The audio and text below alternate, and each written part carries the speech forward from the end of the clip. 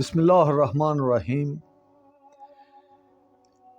Government service کا ابھی میرا آغاز ہی تھا اور میں لیٹ 20s میں تھا۔ ایک میٹنگ میں میرے ایک سینئر کولیگ نے ایک بار جب اخلاقیات پر بات کرنی چاہی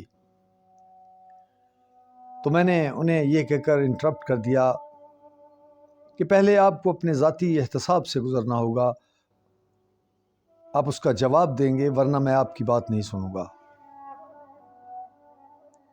اور مجھے معلوم تھا کہ ان کو بھی معلوم ہے کہ میرا اشارہ کس خاص واقعے کی طرف ہے، اور مجھے ایسے ہی کسی موقع کی تلاش تھی کہ میں انہیں یہاں سے آگے نہیں جانے دوں گا، اور ان کے پاس کوئی جواب نہیں ہوگا۔ مگر مجھے کہاں معلوم تھا کہ یہ شخص ابھی مجھے لاجواب کر دے گا، جیت کر شکست مجھے دے گا۔ انہوں نے کہا کہ آپ بس 1 منٹ دے دیجئے اور اس کے بعد آپ اپنی بات کیجئے گا۔ میں خاموش ہو گیا۔ انہوں نے کہا سنیے، آپ کو جس چیز کا رنج ہے اس معاملے میں I was very wrong and I was at fault، اور میں اس پر شرمسار ہوں، آپ سے معافی چاہتا ہوں۔ اس جملے کے بعد اس شخص نے کہنے کو میرے پاس کچھ نہ چھوڑا۔ اس ایک فکرے نے میری نفسیات ہی الٹ کر رکھ دی۔ شدید غصہ احترام میں ٹرانسفارم ہو گیا اور مجھے ایمبیرسمنٹ ہونے لگی۔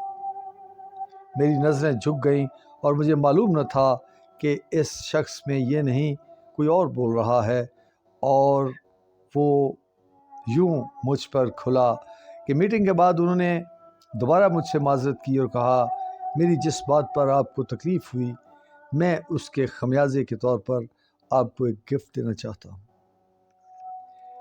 کہ جب تک میں آپ کے ساتھ سروس میں ہوں میں ایک منتھلی میگزین آپ کو گفٹ کرنا چاہتا ہوں جس کا بل آپ نہیں دیں گے۔ اور یہ میگزین تھا الرسالہ، اور وحید الدین خان اس کے لکھنے والے تھے۔ اور جب میں نے اس کا مطالعہ شروع کیا تو مجھے پتہ چلا کہ اس میٹنگ میں میرے اس سینئر کے پیچھے کون کھڑا تھا، ایک استاد کی حیثیت سے۔ وحید الدین خان جو ساری زندگی لوگوں کو زندگی سمجھاتے رہے، وہ ایک سچے، کھرے اور پرخلوص مسلمان تھے۔ میں وہ میگزین پڑھتا رہا۔ میں نے دیکھا کہ وحید الدین بہت باریک راہوں سے گزارتے ہیں اپنے کاری کو۔ معاملات زندگی میں انسانی نفسیات کے گہرے پانیوں کا یہ تیراک۔ وحید الدین ایک ایسا انسان تھا جس کا قلم گوہر بار انسان کی غلط فہمیوں کو بے لباس کر کے الفاظ میں ڈھال سکتا ہے۔ میں انگریزی ادب کا طالب علم تھا۔ Shakespeare, Milton, Marlowe, Wordsworth, Keats, Bacon, Byron سب کے قد چھوٹے ہونے لگے ان کی تحریروں کے سامنے۔ سب دھرا کا دھرا رہ گیا، اور مجھے لگا جیسے میں ایک بہت کم عمر ایسا بچہ تھا جس نے ان کی انگلی پکڑ کر چلنا سیکھا ہو۔ جہاں تک مجھے یاد ہے میری یوتھ ان کی تحریروں کے سائے میں گزری۔ وحید الدین سے میں کبھی ملا نہیں، انہیں دیکھا نہیں، مگر آج 2021 وہ اس دنیا سے چلے گئے تو اداس کر گئے۔ ان کی تحریروں میں وہ منفرد اور آواز جو بہت ڈیفرنٹ تھی کہ نہ ایسی آواز پہلے سنی گئی اور نہ شاید اب کبھی سنی جائے گی۔ وحید الدین خان ہندوستان کے صوبے اتر پردیش میں 1925 میں پیدا ہوئے اور دنیا نے انہیں ایک انڈین اسلامک اسکالر اور پیس ایکٹیوسٹ کی صورت میں دیکھا۔ وہ مفسر قرآن تھے۔ دنیا کے 500 موسٹ انفلوئنشل مسلمز کی لسٹ میں ان کا نام۔ میخائیل گورباچوف نے 2000 میں انہیں انڈیا کا 3rd highest civilian owner Padma Bhushan پیش کیا۔ مدر ٹریسا نے انہیں نیشنل سٹیزن ایوارڈ دیا۔ راجیو گاندھی نے نیشنل سدھاونا ایوارڈ 2009 میں دیا، اور انڈیا کا 2nd ہائیسٹ سویلین آنر انہیں 2021 میں پیش کیا گیا، مگر وہ ان ایوارڈز کے چاہیوان نہ تھے۔ وہ آخرت کا آخری ایوارڈ چاہتے تھے۔ وحید الدین جیسے لمحہ لمحہ زندگی اور آخرت کا استاد ہے، ایسا معلم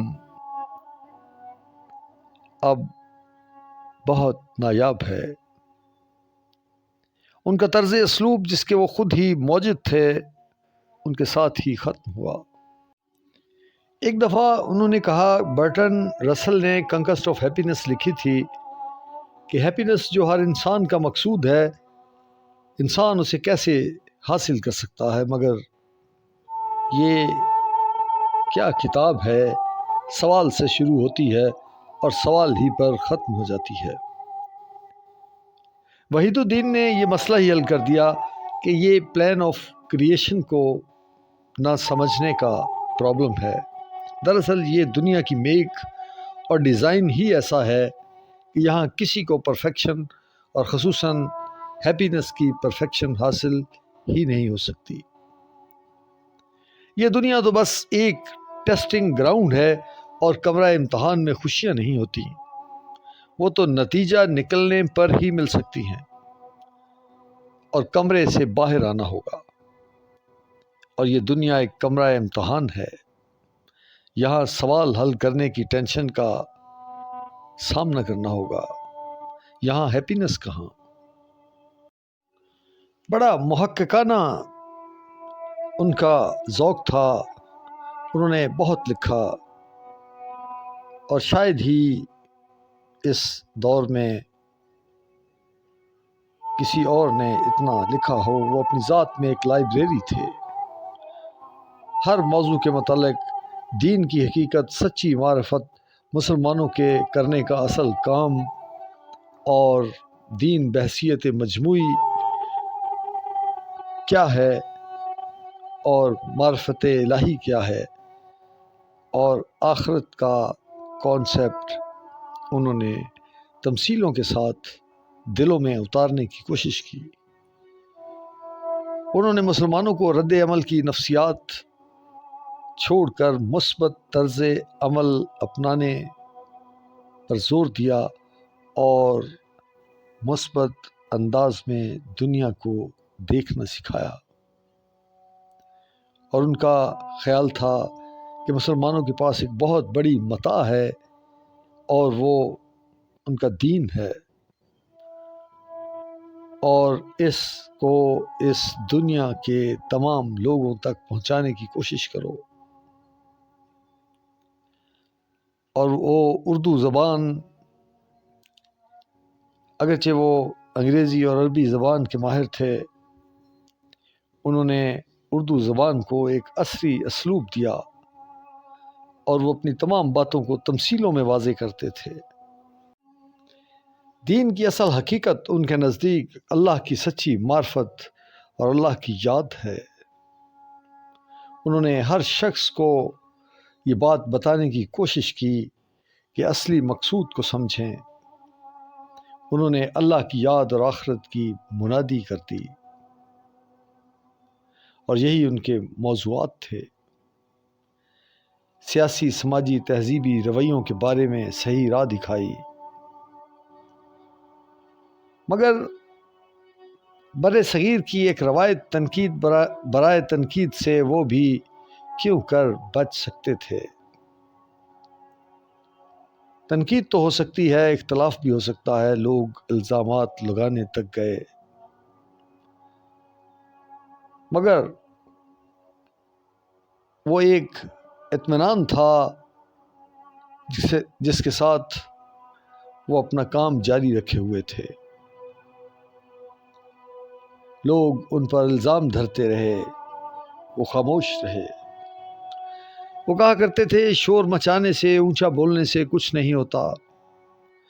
دیکھو پھلوں کے درخت کتنے خاموش ہیں اور کتنے ثمر بار ہیں، پھلوں سے لدے ہوئے۔ انہوں نے ایک بار کہا دنیا کے رشتوں کی تمام محبتیں بس آپ کا امتحان ہیں کہ دیکھنا کہیں کسی سے ایسی محبت نہ کر بیٹھنا جو اللہ کی محبت سے بڑھ جائے۔ یہ محبت دراصل ایک امتحانی سوال کی طرح ہے، اس کا جواب غلط نہ لکھ بیٹھنا۔ خدا کو یہ بہت ناپسند ہے، اور پھر وہ خدا ہی کی محبت میں تمام زندگی بسر کر کے ایک دن اس دنیا سے اور آخری دن تک اسی کی یاد میں چلے گئے۔